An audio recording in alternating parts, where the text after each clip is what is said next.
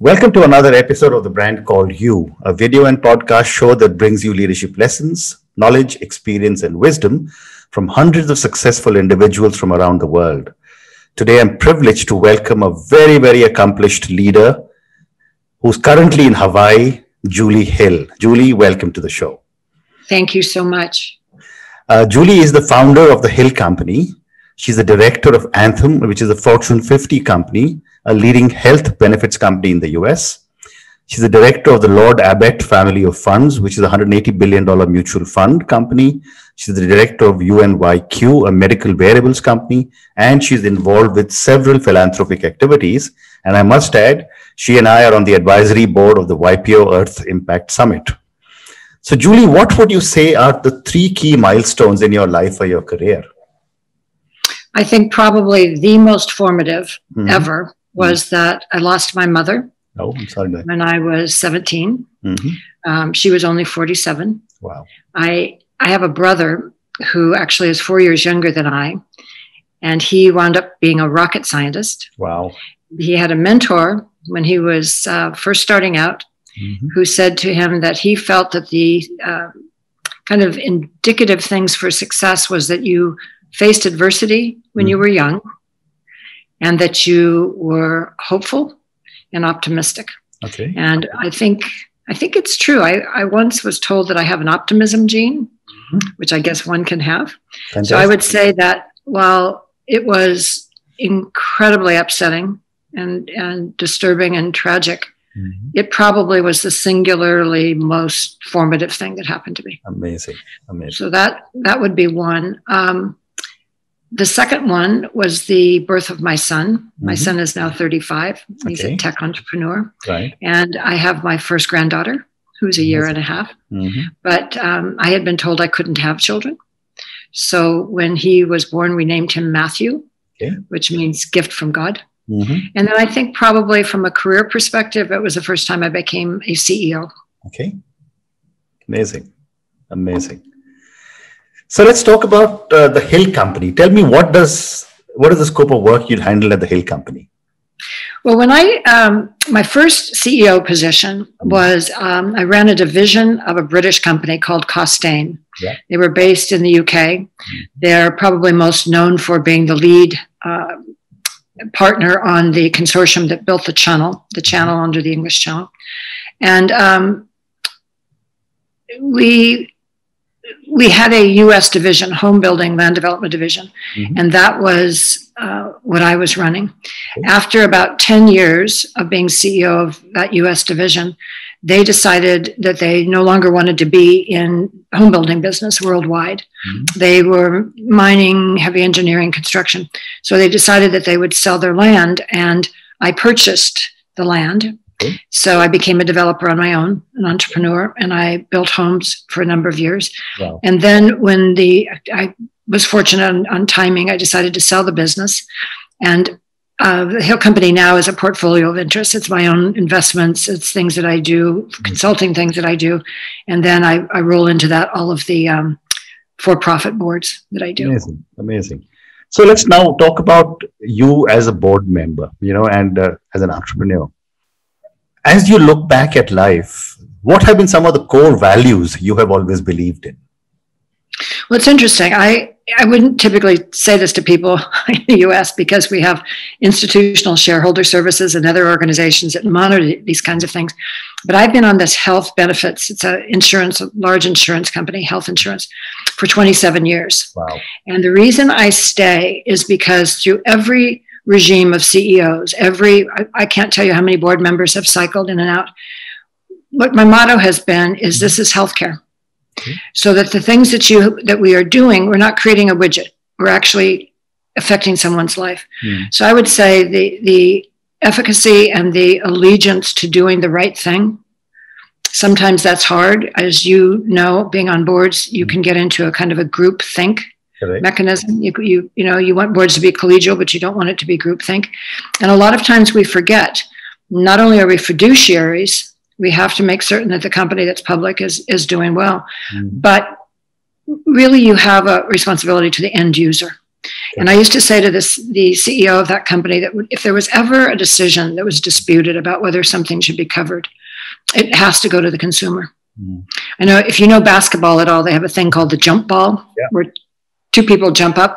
And the one saying I've always had is that the jump ball goes to the consumer. And I think that has stood me in good stead. For whatever reason, I feel like I've got a good moral compass. And there are times when decisions have to be made. And if you always just go back to your true north, is this the best for everyone? And I think that has helped me too. Incredible. Thank you. So, you became a CEO at a very young age and you ran a large organization for a British company. And then you built so many businesses. You watched so many CEOs.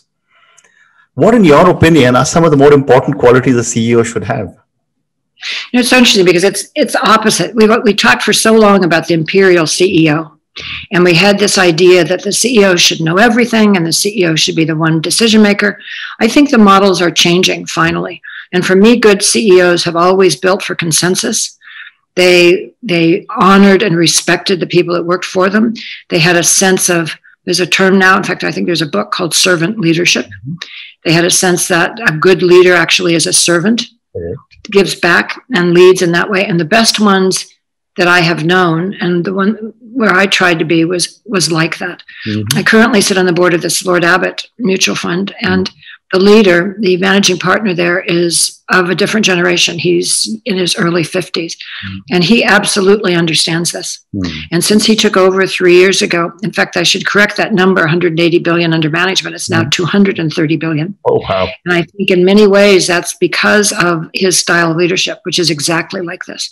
There, very little arrogance, lots of curiosity, lots of compassion, shares wisdom, shares knowledge distributed within the industry. So those are the things that I've tried to espouse myself. Amazing. And, the whole world is talking about the environmental, social, and governance values in business. It's being talked much more in your country, and now it's gradually coming to the other parts of the world. What are your thoughts on this? I served on a board called Lend-Lease. It was based in Australia, and they built in 80 countries. I was, as I've often been in my career, for one reason or another, the first woman in a certain place. And there were no women on that board. And they gave me the sustainability committee. This goes back to 2006. And I think it was, well, let's give this to the girl because it's not that important. But what it became was, initially it was thought to be maybe where all the safety statistics roll up. Right. But we broadened it, and we started calling it was before ESG was a common name, and we started to talk about it being for our workforce. We talked about it for the well-being of our workforce. We talked about what we were putting in and taking out of the earth. We added safety statistics in, but we also started to talk about governance. And governance at that point in time for me meant people. How do we help to manage our people? Now the S in ESG is the social. But I realized that there were 31 leaders worldwide in this company. There was one woman, and she was made 1/3 of what the lowest man's salary was. Wow. And that couldn't stand for me. So social and governance, those things have become more important. And through that company, because they were in the built environment, I had the opportunity to go to Cambridge and take the course from Al Gore, The Inconvenient Truth Man, and understood more about really the threat to our planet. And I felt like I got to know that early on. Since then, I've worked with organizations that are trying to get people to understand that we truly just have about 10 years more now. Wow. In fact, I'm working with an organization called Leaders Quest, which is partnered with TED, that is doing 10 years. It's called Countdown to 2030, 10 years of programming to try to get people to understand that we have to do this on a worldwide basis. It's a collective effort. Amazing, amazing. So let's move on to the next segment of our conversation, which is you as an independent director. I'm not sure about the US, but in India, the independent director has almost the same fiduciary responsibilities as an executive director. So tell me, for so many of our viewers and listeners, what do you look for before you accept a position as a board member? That's very interesting. when I first went on my board so many years ago, I knew enough to know that I wanted to speak to the auditors in advance. I wanted to understand how the books were. The second thing, I remember asking a lawyer to tell me what his biggest worries were, tell me where he felt the risk factors were, and to tell me where he was in ongoing litigation. And then I had a long chat with the CEO, basically more about philosophy, trying to understand what he believed in. And all of those things are fair to ask before you go on a board. Correct. And I would imagine, you know, when you talk philosophy, you would probably want to see whether your philosophy and the organization philosophy matched. Absolutely. Absolutely. I didn't know a lot to ask that first time, but I've learned over time how important that is. I agree with you. And, you know, I've often heard this, and I've seen it in several boards that I have been on. There's a lot of talk about transparency, but yet there is a lot that non-executive board members don't know. So what are your thoughts on the level of transparency needed in boardrooms? I can give you a very good example. About, let's see, how many years ago? It's been maybe 10 years ago. I chaired the Nominations and Governance Committee on the Anthem board. And it was during a time when Obama was president. And I asked to see what our political contributions were. And you have every right to see that as a fiduciary and as a board member. And I was told by the then CEO that I couldn't. And I said, that's not right. So I went to the general counsel, I asked for them, and he said to me, you really don't want to. And I said, now I really do want to. And what I found was that under a Democratic administration, the company was giving 95% of their funds to the Republicans. Wow. Which made no sense at all. And it was because the current CEO had very strong political leanings, but the fact that she thought that she could keep it from a board member was wrong. And that ultimately led to her having to leave the company. So the kinds of things that, you know, what's so interesting is, as you know, companies put out proxy statements. In fact, on my mutual fund board, I chair the proxy committee, so we watch all of the proxies that come through. But then the number of board members that I've found who actually do not read their own proxy statements, I mean, sometimes it can run to, you know, 30, 40, 50 pages. But reading your own proxy statement, you will learn things. Absolutely. But I do know also, and this has started to happen, where the US is demanding more transparency on diversity. They want statistics. You know, State Street and BlackRock and the Capital Group American Funds, all of them are asking companies to be highly responsible now for having equitable boards. And companies are starting, I noticed this a little bit in one of my companies, trying to fudge it just a little bit. You know, because we don't have, SASB is trying to set up standards across the board for governance, but we don't specifically have common metrics. But yes, transparency is important. And what people are understanding now is that eventually you will be found out. You can't fool people all the time. So transparency is incredibly important. Interesting. So this, you know, your last comment on gender diversity gives me an interesting segue to our next part of our conversation. You know, gender diversity has been spoken about again in your country for a very long time. I mean, I always say that the rest of the world actually learns a lot in the corporate world from what the US does. And in Asia, it's just about beginning to catch up. My first question to you is that how important is gender diversity? And I genuinely believe half the population has to have half the representation at least. But what are your thoughts on this? Well, there's a wonderful book, by the way, by Nicholas Kristof called Women Hold Up Half the Sky.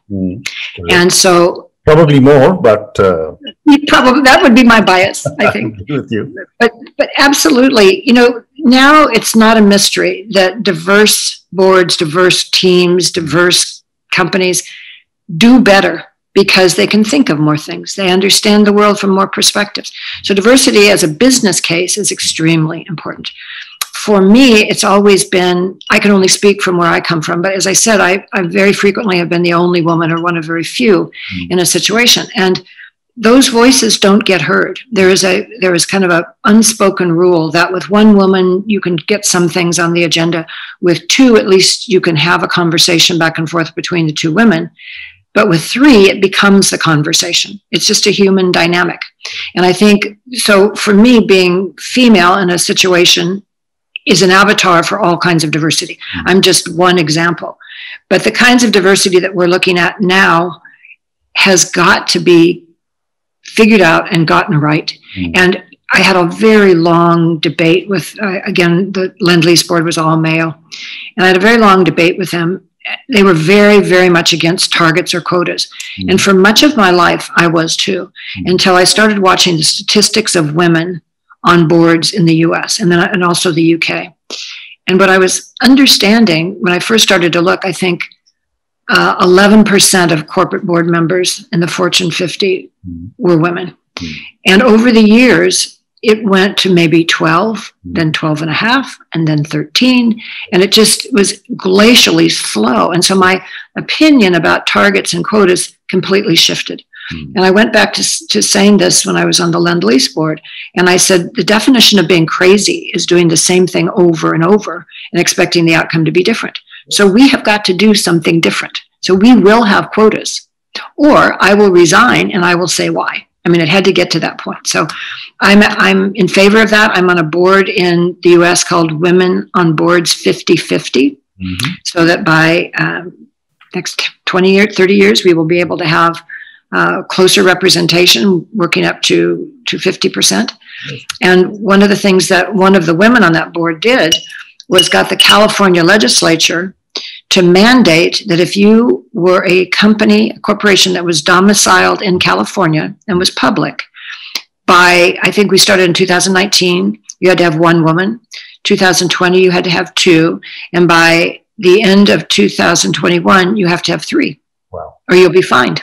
Okay. And that, 15 years ago, I would have said that was horrific, but that has to happen. Correct. So, we also have legislation in India, and this is about 6-7 years old, where 1/3 of the boards of all public companies have to be women. By when? By now? Well, by now, yes. So someone called me the other day and said, I'm a $1 billion company. I need to get a woman on my board because I'm low on compliance. Can you recommend somebody? So I rang up a friend who was a very accomplished professional, and her answer was amazing. She said, does he want me because of my mind or because of my sex? Yes. And, she refused to join because she said, you wanted me as a woman rather than for what I have accomplished. I completely respect that decision. Absolutely. Yeah. Thank you. It's interesting. On another one of my boards, we have specified we want an African American. And when I went to the headhunter, I said, I need to tell you more of what I want. I don't want someone just because he or she is African American. Here are the specifications. But if everything else is equal, I want the African American candidate. Excellent. Excellent. Okay. So one more question on gender diversity before I move to the last segment of our conversation. What in your opinion is the way to correct this imbalance? One you said, of course, is legislation, but there are many ways around the legislation. Well, there are. I mean, that's kind of the blunt instrument, isn't it? That's the forcing mechanism. But let me tell you one thing that I'm doing. I have a very dear friend who's the dean of the law school. I chair the board of trustees at the University of California. And the dean of the law school is half Black and half Asian. And she happens to be a expert, a scholar on implicit bias in AI. And her lived experience is that. So I created something to do with her for companies called BYOB. Yep. And I'll explain. So bring your own booze, right, is kind of a party term. Yep. That meant that we would be doing this at the end of the day, the work day. So it would be cocktail hour. But it wasn't bring your own booze. It was bring your own bias. Okay. And everyone would come. And I was the white girl trying to be an ally, trying to understand and try to learn. And her name is Song Richardson. And Song was the expert, both again from her lived experience and from her study. And I would ask her questions. And what I said was there are a lot of terms being used now. Racial bias, implicit bias, systemic racism, white supremacy, white privilege. And we went through every one of them and we defined those terms. So the answer to you, I think, is that we have to begin to understand. We have to begin to talk to each other. We have lived in different camps for so long. And we also need to understand, at least in the US, what happened to create the inequalities that we have now.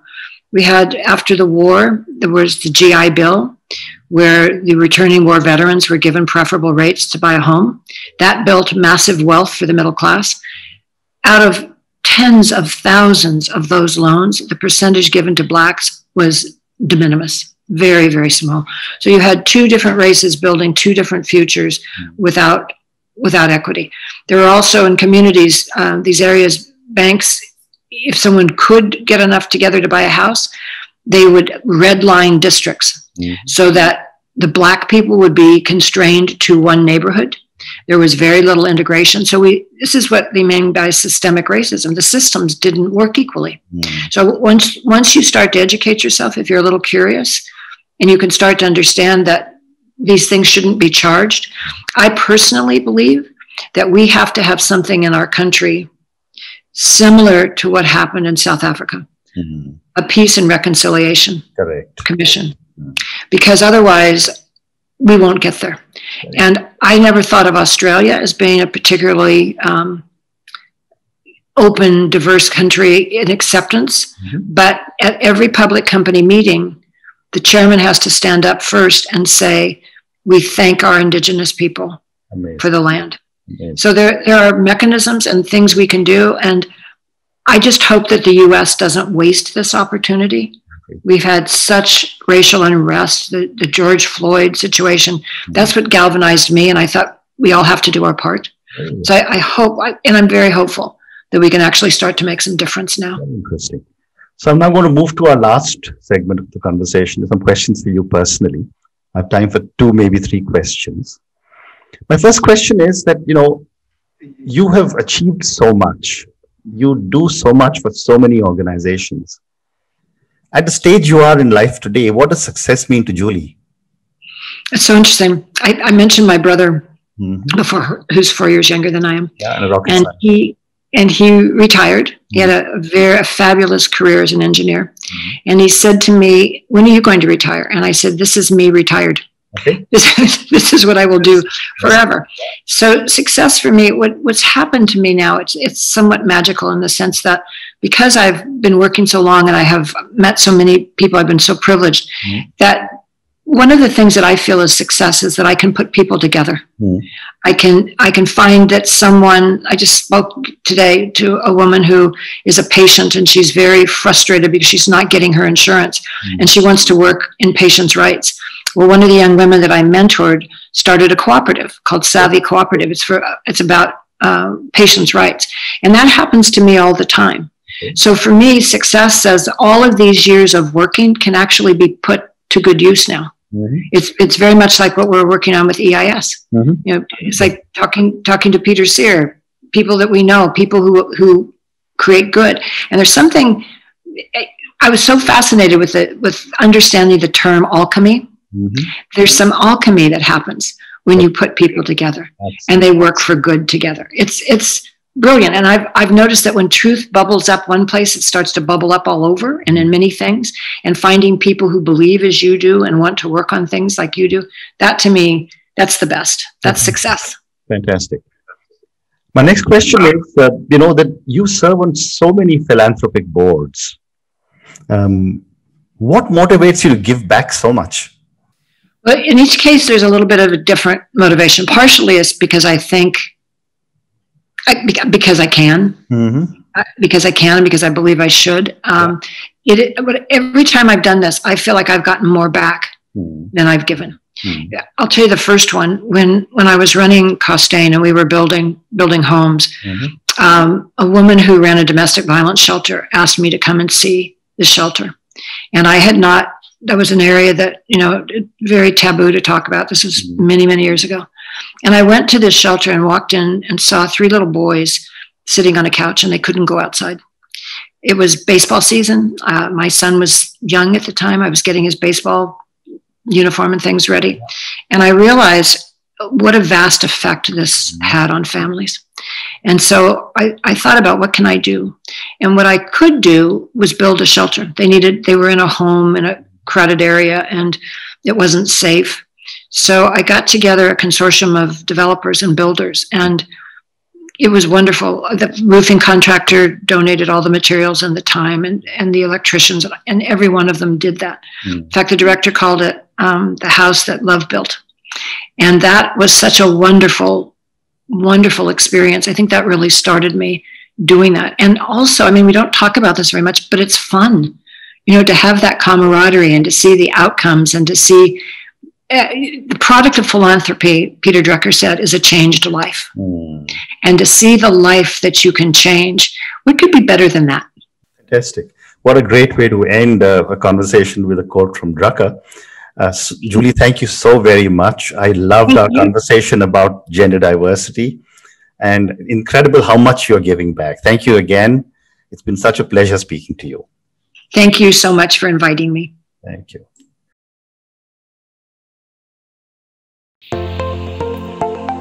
Thank you for listening to the Brand Called You videocast and podcast, a platform that brings you knowledge, experience, and wisdom of hundreds of successful individuals from around the world.